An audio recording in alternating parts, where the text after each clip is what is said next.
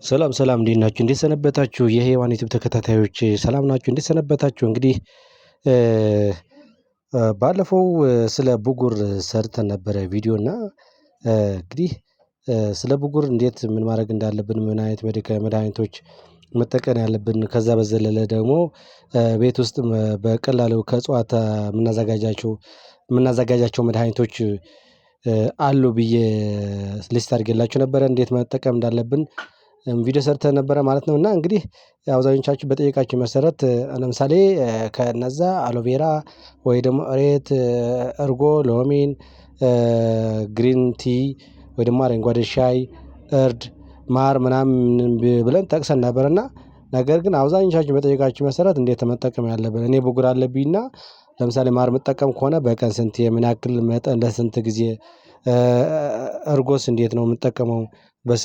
በቀን ስንት ጊዜ ለስንት ምን ያክል አማውንት እሬት እንደዛ ብላችሁ ጠይቃችሁ ነበር እና እንግዲህ ትክክል ናችሁ። በነገራችን ላይ መድኃኒት የሚያስብለው በትክክል መጠኑን የምንወስደው መጠን በየቀኑ የምንወስደው መጠን ለስንት ጊዜ ከምን ጋር ቀላቅለን የሚለው በደንብ ለይተን ካልወሰድነው ምንም ትርጉም ከዛ ውጪ በዘለለ ጎጂና ቶክሲክ ስለሆነ ምክንያቱም ኬሚካል ነው፣ ሲንቴቲክ ነው፣ ሰው ሰራሽ ነው ማንኛውም መድኃኒት ይሄን ደግሞ ራሳችን የምናዘጋጀው መድኃኒት ነው። እንግዲህ መጠኑን ካላወቅነው እና ለስንት ጊዜ እንደምንወስደው ካላወቅነው ጉዳት ሊያደርስብን ይችላል ወይ ደግሞ ኢፌክቲቭነሱ ለዜሮ ሊሆን ይችላል ወይ ደግሞ ውጤታማ ላይሆን ስለሚችል እንዴት ማድረግ እንዳለብን ዛሬ እነግራችኋለሁ እያንዳንዳቸው ማለት ነው። በቀን ምን ያክል ለስንት ጊዜ የሚለው በደንብ እነግራችኋለሁ። ስፔሻል ደግሞ እዚህ ጋር ያላችሁ ቤተሰቦች ገና የመጀመሪያችሁ ሌላ ብዙ መድኃኒት ያልሞከራችሁ ገና ከመጀመሪያችሁ ብቁር የወጣችሁ ቤተሰብ ካላችሁ የእነዚህ ነገሮች በቀላሉ እነዚህ እጽዋቶች በቀላሉ ቤታችሁ ናችሁ መጠቀም ትችላላችሁ ብዬ ነው ምመክራችሁ ማለት ነው። ሌሎቻችሁም እንግዲህ የብጉር መድኃኒቶች የሚቀቡም አሉ የሚዋጡም አሉ። እነዚህ የምትወስዱ ካላችሁ ደግሞ በትክክል መድኃኒታችሁ መውሰድ መቻል አለባችሁ። ለውጥ ከሌለው ደግሞ እንግዲህ ከሐኪማችሁ ጋር ወይም ከምታከሙበት ተቋም ጋር ሄዳችሁ በትክክል ያለው ችግር ወይ ደግሞ ለውጥ ከሌለው ሄዳችሁ በግልጽ ማስረዳትና መነጋገርን አለባችሁ ብዬ ነው የማስበው። ምክንያቱም የፊት ወይ ደግሞ የጀርባ ወይ ሌላ ሰውነት ክፍል ብጉር ሊኖረው ይችላል። ስለዚህ ለውጥ ከሌለው ዝም ብለን ማየት የለብንም ማለት ነው። ስፔሻሊ የፊት ከሆነ ሴንሲቲቭ ነው ፊታችን ደግሞ ብዙ ሰው ወጥተን ከብዙ ሰው ጋር የምንውል ስለሆነ በትክክልና በሰአቱ ታክመን ብጉርን ማጥፋት መቻል አለብን ብዬ ነው የማስበው። ነገር ግን ስቲል በነገራችን ላይ መድኃኒትም ኢቭን እየወሰዳችሁ ከሆነ እነዚህ ነገሮች እጽዋቶች ብትጠቀሙ ምንም ችግር የለባቸውም። ለምሳሌ እነ ማር እነ እርጎ ምናምን ለምግብነት የምንጠቀማቸው እጽዋቶች ስለሆኑ ስቲል ምንም አይነት ጉዳት የላቸውም ወይ ደግሞ ከሌላ ከመድኃኒት ጋር ምንም ያገናኝ ነገር የላቸውም። በዛ ላይ ደግሞ ቶፒካል ናቸው ማለት በውጭ የምንጠቀማቸው እጽዋቶች ናቸው የሚጠጡ ወይ ደግሞ የሚዋጡ አይደሉም ማለት ነው። በውጭ የምንጠቀማቸው ነገሮች ደግሞ ይሄን ያክል ጉዳት የለባቸውም እና ኢቭን ስቲል ሌላ መድኃኒት እየወሰዳችሁ ወይ የመድኃኒት የዶክተር ክትትል ኑሯችሁ ራሱ እነዚህ ነገሮች ብትጠቀሙ ይሄን ያክል የሚያስፈራ ነገር የለውም ብዬ ነው የማስበው። ስለዚህ ከዚህ በመቀጠል እንግዲህ ፋሚሊ ያልሆናችሁ እንግዲህ ሼር ሰብስክራይብ ላይክ እያደረጋችሁ ይሄን ዩቲዩብ እናሳድገው። ፋርማሲስት ዮሐንስ ነኝ። እንግዲህ አንዳንድ ጥያቄ ካላችሁ በዚህ ሪሌትድ ጥያቄ ካላችሁ ወይ ደግሞ ሌላ ጥያቄ ካላችሁ በኮመንት ጻፉልኝ። አሁን እንግዲህ እንደዚህ አይነት ስራዎች አሁን ጀምረናል ማለት ነው። ገና ጀማሪዎች ስለሆን እንግዲህ አይዟችሁ በርቱ እያላችሁ አበረታቱን።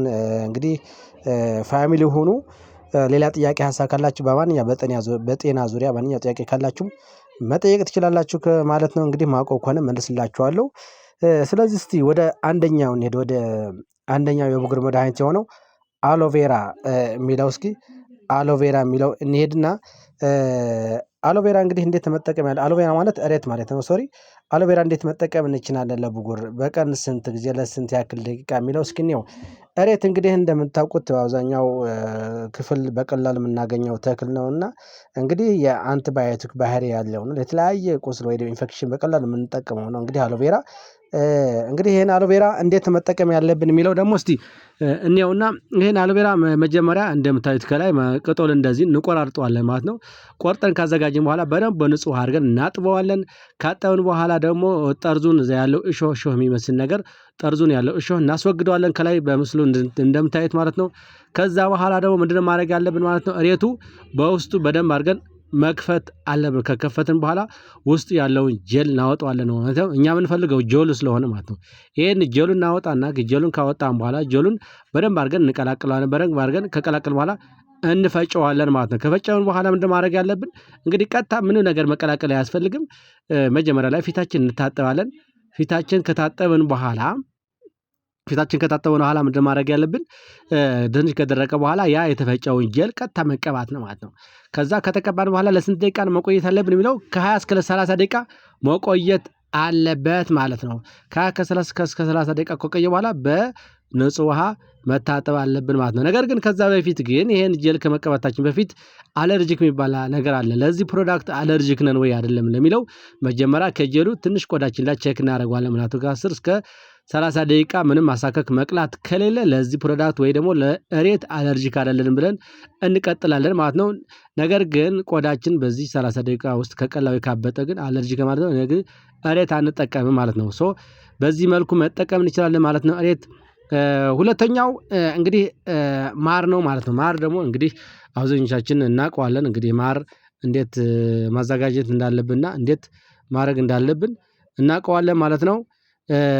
እንግዲህ ማር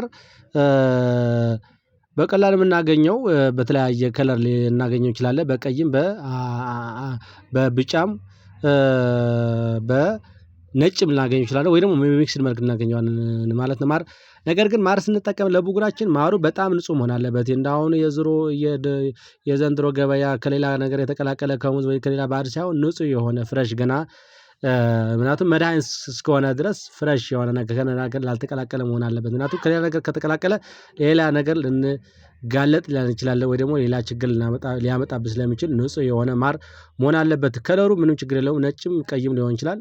ዋናው መድኃኒትነት የምንፈልገው እኛ ገና ፍሬሽ መሆኑን ነው። እና ይሄን ማር እንዴት ነው ማድረግ ያለብን? ማሩን እንግዲህ አንድ ወይም ሁለት የተቆረጠ እንጀራ ነው የሚባለው እንግዲህ አንድ እንጀራ ይባላል እንግዲህ አንዱን ቁራጭ ማር እናዘጋጅና ከእሱን ምን እንወስዳለን ማለት ነው። አንድ የሻይ ማንኪያ አድርገን ከውስጡ ከፈሳሹ እናወጣዋለን ማለት ነው። ከዛ ቀጥታ ካወጣን በኋላ ምንድነው ማድረግ ያለብን? ከመቀባታችን በፊት ልክ እንደ እሬቱ ፊታችን በደንብ በውሃ እንታጠባለን። ከዛ በኋላ ለማር አለርጂክ ነን ወይ አይደለንም የሚለውን ቼክ እናደርገዋለን ቆዳችን ላይ ማለት ነው። ከዛ በኋላ ቼክ ካደረግነው በኋላ አለርጂክ ካልሆንን እንቀጥላለን መቀበታችን ማለት ነው። አሁን ከዛ በኋላ የተቆረጠው ማር በአንድ ሻይ ማንኪያ አውጥተን ያ አፌክትድ የሆነ ኤሪያ ብጉር ያለበት ቦታ ጀርባችን ደረታችን ወይ ፊታችን ሊሆን ይችላል። ከ2 እስከ 3 ደቂቃ እያሸን ከ15 እስከ 20 ደቂቃ መቆየት አለበት ማለት ነው። ከዛ በኋላ መታጠብ አለብን ማለት ነው። ነገር ግን ከ15 እስከ 20 ደቂቃ በኋላ አሽተን በንጹህ ፋሻ ወይ ጨርቅ መሸፈን አለብን ማለት ነው። ለምን እንደምንሸፍነው የሚለው አየር እንዳይስብና ሌላ እንትን እንዳይገባበት ማለት ነው። በደንብ ሸፍነን በደንብ ኢፌክቲቭ እንዲሆን ነው እንደዛ የምንሸፍነው ማለት ነው። አብዛኞቹም እሬት የምናደርግ እንደዛ መሸፈን መቻል አለብን። እንደዛ እያደረግን በሳምንት ከ2 እስከ 3 ጊዜ መጠቀም አለብን ከዛ ላይ መጠቀም የለብንም ማለት ነው። ሶስተኛው እርድ ነው። እርድ እንዴት ነው መጠቀም የምንችለው? እንግዲህ እንደምታዩት ከላይ እንደምታዩት በምስሉ እንደዚህ ይመስላል። እርድን በደንብ አጥበን ከፈጨነው በኋላ ግማሽ የሻይ ማንኪያ እርድ እናመጣና በነገራችን ላይ እዚህ ላይ እርድ ብቻውን መጠቀም ይቻላል። ከማርም መደባለቅ እንችላለን። እርድ ለብጉር ብቻም ሳይሆን አብዛኞቻችሁ እንደምታውቁት ብዙ ሴቶች ዝም ብለው እርድ ይቀባሉ ለሰውነታቸው ማለት ነው። ለፊታቸው ስፔሻሊ ለፊታቸው ይቀባል ለምንድነው? አንደኛው እርድ የሚሰጠው ጥቅም አንደኛው እና አንቲኦክሲዳንት ነው። አንቲኦክሲዳንት ማለት በሰውነታችን ያሉ እርጅናን የሚያመጡ ወይ ደግሞ ጎጂ የሆኑ ሚነራሎች ወይ ደግሞ ጎጂ የሆኑ ኤለመንትስ አሉ እነሱን ያስወግድልናል ማለት ነው። ፊታችን እንዳያረጅና እንዳይሸበሸብ ንጹህ እና ውብ ሆኖ እንዲቆይ ለስላሳ ሆኖ እንዲቆይ ስለሚያደርግ እርድ ዝም ብለው ይቀቡታል ማለት ነው። ማርም እንደዛው ነው። እንደምታዩት ያው እርጎም እንደዛው ነው። ብዙ ሴቶች እንግዲህ ፊታቸው ይቀቡታልና ምን ያክል ጉዳት የለውም ጥቅም እንጂ ጉዳት የለውም። ጥቅሙ እንዳልኳችሁ ፊታችን ለስላሳና ንጹህ እንዳይሸበሸብ ለስላሳ ሆኖ እንዲቆይ ስለሚያደርገው ማለት ነው። ስለዚህ እዚህ ጋር እርድ ብቻውን መጠቀም እንችላለን። የበለጠ ግን ከማር ጋር ቀላቅለን ለብጉር ብንጠቀም የበለጠ ይሆናል። እንግዲህ እንዴት ነው የምናደርገው ማለት ነው? እርዱ ከተፈጨ በኋላ ከላይ እንደምታዩት ከተፈጨ በኋላ ግማሽ የሻይ ማንኪያ እርድ እናዘጋጃለን። ከዛ በኋላ አንድ የሻይ ማንኪያ ማር አድርገን ሚክስ እናደርገዋለን። ከዛ በኋላ ሚክስ ካደረግን በኋላ በደንብ ክሬም እስከሚፈጥር በደንብ ሚክስ አድርገን ከዛ በኋላ ምንድነው ማድረግ አለብን? በደንብ እስኪቀላቀል ማለት ነው። በደንብ ክሬም እንዲሰራ እንመታዋለን ማለት ከዛ በኋላ ፊታችን በውሃ ታጥበን ንጹህ ከሆንን በኋላ ብጉር ያለበት ቦታ ቀጥታ መቀባት ነው ያለብን ማለት ነው። ሌላ ነገር መቀላቀል ምንም አያስፈልግም ቀጥታ እንቀባዋለን። ነገር ግን እንዳልኳችሁ ከዛ በፊት አለርጂክ እንዳንሆን አሁንም ቴስት ማድረግ አለብን ቆዳችን ማለት ነው። ለማርም ለእርድም አለርጂክ እንዳንሆን መጀመሪያ ቆዳችን ላይ በትንሽ መጠን ወስደን ቼክ ማድረግ አለብን። ከዛ በኋላ ምንም አይነት አለርጂክ ካልወጣብን ተስማሚ ነው ማለት ነው ለቆዳችን በዛው እንቀጥልበትና ከ10 እስከ 15 ደቂቃ መቆየት አለብን። ይሄን ተቀብተን የእርድና ማሩን ቅልቅል ማለት ነው። ማሩን ካላገኘን ደግሞ እርዱን ብቻውን አንድ ሻይ ማንኪያ አድርገን አንድ ሻይ ማንኪያ ውሃ አድርገን ደባልቀን መጠቀም እንችላለን ማለት ነው። ስለዚህ ይሄን ከ10 እስከ 15 ደቂቃ መቆየት አለበት። ከዛ በኋላ በሳምንት ከ2 እስከ 3 ጊዜ መጠቀም አለብን ማለት ነው። ምክንያቱም ከዛ በላይ መጠቀም የለብንም። አንደኛው እርድ እንደምታውቁት ቆዳችን ቢጫ ያደርገዋል ወይ ደግሞ ወደ ቢጫነት ስለሚቀይረው በየቀኑ የምንጠቀመው ከሆነ ሰውነታችን ወደ ሙሉ ቢጫ ሊቀይር ይችላል። ሌላው ደግሞ የስኪን ኢሪቴሽን ወይ ደግሞ የቆዳ መቆጣት ሊያመጣ ስለሚችል በሳምንት ከ2 እስከ 3 ጊዜ መጠቀም አለብን። ከዛ በላይ መጠቀም የለብንም ማለት ነው። ሌላኛው አራተኛው ኩኮምበር ነው። ኩኮምበር እንደምታውቁት ከላይ ያለው ነው እንግዲህ አብዛኞቻችሁ ታውቁታላችሁ ብዬ ተስፋ አደርጋለሁ። ኮኮምበር እንዴት ነው ማድረግ ያለብን? እንዴት ነው ለብጉር መጠቀም ያለብን ካልን ደግሞ በንጹህ ውሃ ከላይ እንደምታዩት በንጹህ ውሃ በደንብ አድርገን መጀመሪያ እናጥበዋለን ማለት ነው። ከዛ በኋላ እንቆራርጠዋለን በቢላዋ አድርገን እንቆራርጠዋለን። ከዛ በኋላ ከቆራረጥን በኋላ ደግሞ ቀጥታ ብጉር ያለበት ቦታ መቀባት እንችላለን ወይ ደግሞ ፈጭተን በደንብ አድቅቀን ደግሞ ብጉር ያለበት ቦታ መቀባት እንችላለን ማለት ነው። እንዴት ነው ከተቀባን በኋላ ዱሬሽኑ ወይ ደግሞ ጊዜው ምን ያክል መቆየት አለበት የሚለው ነው። ከ15 እስከ 20 ደቂቃ መቆየት አለበት ከተቀባነው ወይ ደግሞ እዛ አፌክትድ የሆነ ቦታ ወይ ብጉር ያለበት ቦታ ካደረግን በኋላ ከ15 እስከ 20 ደቂቃ መቆየት አለበት። ከዛ በኋላ በውሃ መታጠብ አለብን ማለት ነው። ይሄን ደግሞ በሳምንት ከ3 እስከ 4 ጊዜ በቀን አንድ ጊዜ መጠቀም እንችላለን ማለት ነው። ሌላው አምስተኛው ግሪን ቲ ወይ ደግሞ አረንጓዴ ሻይ ይባላል። አረንጓዴ ሻይ የሚባለው እንግዲህ እንደምታዩት በነገራችን ላይ ይሄ አረንጓዴ ሻይ በጣም ጠቃሚ ተክል ነው። ለደም ብዛት፣ ለስኳር፣ ለነርቭ፣ ለሪህ ለተለያዩ ነገሮች ብንጠቀመው በሻይ መልክ አድርገን በጣም ጥቅም ያለው ተክል ነው ማለት ነው። እንግዲህ ለብጉርም ይሆናል ማለት ነው። ለብጉር እንዴት መጠቀም እንችላለን? ምንም እንግዲህ ከላይ እንደምታዩት አረንጓዴ ሻይ እንደዚህ ቅጠሉ እንደዚህ እናዘጋጀውና በደንብ እናጥበዋለን። ካጠብን በኋላ አንድ ኩባያ ውሃ በውሃ ማሞቂያ ላይ እንጨምርና ከዛ በኋላ ቅጠሉን እንጨምርበታለን። ከዛ በኋላ በደንብ ከ3 እስከ 10 ደቂቃ እስከሚበስል በደንብ ወደ ከለሩ እስከሚቀይር ውሃ ማለት ነው እንጠብቀውና ከዛ በኋላ አንድ ኩባያ ውሃ እንቀዳለን ማለት ነው። ማነው አንድ ኩባያ የአረንጓዴ ሻዩን እንቀዳዋለን ማለት ነው። ከቀዘቀዘ በኋላ ከዛ በኋላ ምንድነው ማድረግ ያለብን ማለት ነው። በደንብ ከቀዘቀዘ በኋላ ፊታችን በውሃ እንታጠብና ከዛ በኋላ ጠዋት ወይ ደግሞ ጠዋትና ማታም ሊሆን ይችላል በኮተን ንጹህ ውሃ ኮተን አድርገን መቀባት አለብን። ይሄ አረንጓዴ ሻዩ በዛ ከኩባያው በኮተን ወይ ደግሞ በጥጥ እያወጣን ፊታችን ወይ ደግሞ ብጉር ያለበት ቦታ መቀባት አለብን ማለት ነው። ብንታጠብ ባንታጠብም ችግር የለውም። ካልሆነ ግን መታጠብ እንችላለን ከ30 ደቂቃ በኋላ ማለት ነው። እንግዲህ ይሄ በሳምንት ከ3 እስከ 4 ጊዜ መጠቀም እንችላለን። በቀን አንድ ጊዜ በቂ ነው ማለት ነው። ሌላው ደግሞ የመጨረሻው ስድስተኛው እንግዲህ እርጎ ነው። እርጎ ደግሞ እንደምታውቁት እንግዲህ አብዛኞቻችን ለምግብነት ነው የምንጠቀመው። እንዴት ለብጉር ይሆናል የሚለው እንግዲህ አንዳንዳችሁ ሊገርማችሁ ይችላል።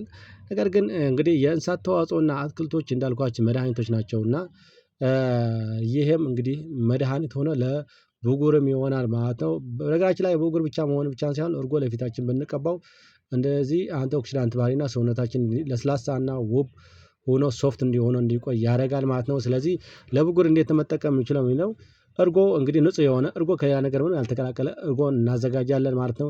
ከዛ በኋላ ካዘጋጀነው በኋላ 2 የሻይ ማንኪያ ወይ ደግሞ 1 የሻይ ማንኪያ ወስደን ቀጥታ በንጹህ ሳህን ላይ እናደርግና ከዛ በኋላ ምንም ነገር ሳንቀላቅል ፊታችን ከታጠብን በኋላ እዛ ብጉር ያለበት ቦታ በደንብ አሽተን መቀባት አለብን ማለት ነው። እንግዲህ ከተቀባን በኋላ ምን ያክል ጊዜ መቆየት አለበት የሚለው ከ10 እስከ 15 ደቂቃ መቆየት አለበት። ከዛ በኋላ በሳምንት ከ2 እስከ 3 ጊዜ መጠቀም አለብን ማለት ነው። እንግዲህ እዚህ ጋርም ለእርጎ አለርጂክ የሆኑ ሰዎች ይህን መጠቀም የለብን ማለት ነው። ስለዚህ ለእርጎ አለርጂክ እንዳንሆን መጀመሪያ ቼክ ማድረግ አለብን ቆዳችን። ከዛ በኋላ መቀባት እንችላለን ማለት ነው። እንግዲህ እነዚህ ናቸው ማለት ነው። እንግዲህ መጠቀም ያለብን ለብጉር። ሌላው ከዛ ውጭ ግን እነዚህ ተጠቅመን ካልተሻለን ቀጥታ መሄድ ያለብን ወዴት ነው? ወደ ደርማቶሎጂስት የቆዳ ስፔሻሊቲ ሄደን መታየት መቻል አለብን ማለት ነው። እነዚህ እንግዲህ እንደነገርኳችሁ ሌላ ወጪ ሳናወጣ በቀላሉ እነዚህ ነገሮች በቤታችን ውስጥ መጠቀም እንችላለን እንጂ ሙሉ ለሙሉ ያክማል ማለት አይደለም። ምክንያቱም አንዳንዱ ብጉር ሊቆይ ሊሆን ይችላል ወይ ደግሞ ብዙ መድኃኒቶች ተጠቅመን ያልተሻለ ያልጠፋ ሊሆን ይችላል። ልክ እንደ የቆዳ ባህሪ ደግሞ እንግዲህ ለዛ እጽዋት ተስማምም ላይሆን ይችላል። ስለዚህ ላያክመው ይችላል። ምንድን ማድረግ ያለብን ቀጥታ ወደ ህክምና ሄደን መታየት ነው ያለብን። ብዙ ክሬሞች አሉ፣ ብዙ ክኒኖች የሚዋጡም አሉ። ከነዛ እንግዲህ የሚዋጡና የሚቀቡ እንግዲህ በቀላሉ እነግራችኋለሁ ማለት ነው። ምክንያቱም እነዚህ የቆዳ ስፔሻሊ ወደ ህክምና የማታገኙበት ኤራ ከሆነ እነዚህ ገዝታችሁ መጠቀም ከፋርማሲ መጠቀም ስለምትችሉ ማለት ነው። እንግዲህ እንደነገርኳችሁ እነዚህ እጽዋቶች ወስደን ለውጥ ከሌለን መጠቀም ያለብን እንግዲህ ክሬሞችና የሚዋጡ አሉ። ከነዛ ክሬሞቹ እንግዲህ አንደኛው ዳይፈሪን ጄል ይባላል።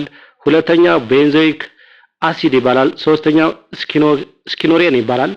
አራተኛው ደግሞ ላሮቾፖሲ የሚባል ክሬም አለ። እነዚህ ገዝተን ከፋርማሲ መጠቀም እንችላለን ማለት ነው። ካልሆነ ደግሞ በጣም ሴቨር ከሆነ ብጉሩ በጣም ብዙ ከሆነና እንግዲህ በጀርባችን ሊሆን ይችላል፣ በደረታችን፣ በፊታችን፣ በሶስቱም ቦታ ወይ በሁለቱም ቦታ ወይ ደግሞ ፊታችን ብቻ ሆኖ በጣም እየበዛ መሄድ የሚያስቸግር ከሆነና በእነዚህ ተጠቅመን ካልተሻለን እንግዲህ የሚዋጡም አሉ። አንደኛው አይዞትሪትኖይን ታብሌት ይባላል። ሁለተኛው ዶክሲሳይክሊን፣ ሶስተኛው ሚኖሳይክሊን ይባላል። አራተኛው ደግሞ ላይሞሳይክሊን ይባላል። እነዚህም ገዝተን ከፋርማሲ መጠቀም እንችላለን ማለት ነው። እንግዲህ እነዚህ ገዝተን አጠቃቀሙና ለስንት ጊዜ መጠቀም እንዳለብን እዛው ይነገራቸዋል ማለት ነው። እንግዲህ እነዚህ ገዝተን መጠቀም እንችላለን ማለት ነው። ሌላው ግን ምንድነው ማድረግ ያለባችሁ እንግዲህ ፊቱ ወይ ደግሞ ሌላ ቦታ ችግር ብጉር ያለባችሁ ሰዎች ምንድነው ማድረግ ያለባችሁ? አንደኛው ፊታችሁ በቀን 2 ጊዜ ቀለል ባለ በሳሙና መታጠብ አለባችሁ። አንዳንዴ የሳሙና መድኃኒቶችም አሉ፣ የብጉር መድኃኒቶች በሳሙና መልክ የሚዘጋጁ ከፋርማሲ እነሱም አሉ። ከነዛ ገዝተን መጠቀም እንችላለን። ሁለተኛው ደግሞ ብጉሩን አለመነካካት። ምክንያቱም ብጉሩን ከነካካ ነው የበለጠ እዛ ያለው ነክተን ካደማ ነው ወደ ሌላ ቦታ ብነካካ ተመልሶ እዛ በደሙ ሌላ ቦታ ነው የሚወጣውና እሱን አንመነካካት። ንጹህ የትራስና ልብስና ፎጣ መጠቀም የተለየ። ለምሳሌ የቤት ውስጥ ብጉር ኑሮን ከሌላ ሰው ሼር ማድረግ ያለብን። በነገራችን ላይ እኛ የተጠቀምነው ፎጣ ወይ ሳሙና ሌላ እህታችን ወይ ወንድማችን የሚጠቀም ከሆነ ቀጥታ ብጉር ነው የሚይዘው እሱን ማለት ነው። ስለዚህ ይሄን መጠንቀቅ መቻል አለብን ማለት ነው። እንግዲህ የራሳችን ንጹህ ትራስ ልብስና ወይ ደግሞ የራሳችን መኝታ የራሳችን ንጹህ ፎጣ መጠቀም መቻል አለብን። ዘይትና የዘይት ውጤት ያለባቸው ኮስሞቲክስ መጠቀም መቻል አለብን። የተለያዩ ዝም ብለን ተገኘ ብለን ዝም ብለን የተለያዩ ኮስሞቲክሶችን መደባለቅ የለብን። ወይ ደግሞ ለምሳሌ የፊት ፓውደሮች ሊሆን ይችላሉ፣ ስክሪን የፀሐይ መከላከያዎች ሊሆን ይችላሉ፣ ክሬሞች ሊሆን ይችላሉ፣ የተለያየ የፊት ማስዋቢያዎች ሊሆን ይችላሉ። እነዚህ ሼር ማድረግ ያለብን ወይ ደግሞ እነዚህ መድኃኒት የተጠቀምን ለጊዜው መቀነስ መቻል አለብን ማለት ነው። በቂ እንቅልፍ መተኛት አለብን። ብዙ ውሃ መጠጣት አለብን። ከባድ ብጉር ወይ ደግሞ ጠበሳ ካለዎት ግን የቆዳ ሐኪም ሄዳችሁ ማማከር መቻል አለባችሁ ነው የሚለው። እንግዲህ የዛሬው ቪዲዮአችን ይሄን ይመስላል። እንግዲህ ጠቃሚ ሆኖ ካገኛችሁት ሼር፣ ሰብስክራይብ እያደረጋችሁ ይሄንን አዲስ ዩቲዩብ አብረን እናድግና በደንብ ፎሎወርስ እንዲኖረው ወይ ደግሞ ብዙ ሰብስክራይብ እንዲኖረው እናሳድገው፣ ሼር እናድርገው ነው የምላችሁ። እናመሰግናለን። ሌላ ጥያቄ ሐሳብ ካላችሁ በኮሜንት ጻፉልኝ፣ እመልስላችኋለሁ ማለት ነው። ማንኛውም በጤና ዙሪያ ጥያቄ ካላችሁ ወይ ደግሞ ሌላ ጥያቄ ካላችሁ በዚህ ቪዲዮ ዙሪያ መጠየቅ ትችላላችሁ። እናመሰግናለን። ባይ በሌላ